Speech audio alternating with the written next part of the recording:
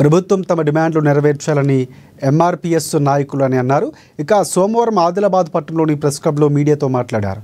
అంబేద్కర్ అభయహస్తం కింద దళితులకు 12 లక్షల రూపాయలు ఇవ్వాలని, అలాగే డప్పు చెప్పులు కళాకారులకు పెన్షన్ ఇవ్వాలని కూడా డిమాండ్ చేశారు. ఎంఆర్పీఎస్ రాష్ట్ర కమిటీ ఆదేశాల మేరకు ఈ డిమాండ్లతో పాటుగా మరికొన్నింటిపై జిల్లా కలెక్టర్కు వినతిపత్రం ఇచ్చినట్లు నాయకులు తెలిపారు.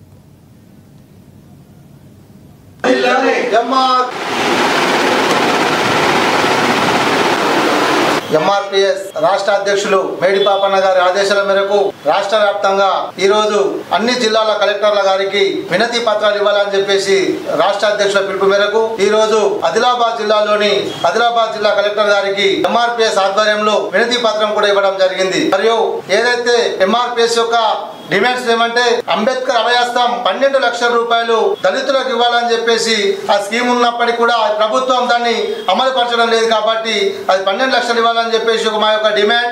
మరి అంతేకాకుండా డప్పు చెప్పు కళాకారులకు గత ప్రభుత్వం అసెంబ్లీలో 4,000 రూపాయలు పెన్షన్ ఇస్తామని చెప్పి ఇప్పటి వరకు కూడా అమలు చేయలేదు కాబట్టి మన కాంగ్రెస్ ప్రభుత్వం కూడా అధికారంలోకి వచ్చి 20 నెలలు కావస్తుంది కాబట్టి దాని అసెంబ్లీ సమావేశాలలో కూడా అమలు పరిచి ఆ యొక్క డప్పు చెప్పు పెన్షన్ కూడా ఇవ్వాలని చెప్పేసి మా యొక్క ఎంఆర్పీఎస్ డిమాండ్. మరి అంతేకాకుండా ఏదైతే దళితుల యొక్క అసైన్ భూమిని గత ప్రభుత్వం శ్మశానాలకు వాడుకోవడం జరిగిందో ఆ యొక్క దళితులు ఎలా భూమి కోల్పోవడం జరిగింది కాబట్టి వాళ్ళ దళితులందరికీ కూడా భూములు ఇవ్వాలని చెప్పేసి ప్రభుత్వాన్ని మేము డిమాండ్ చేస్తున్నాం.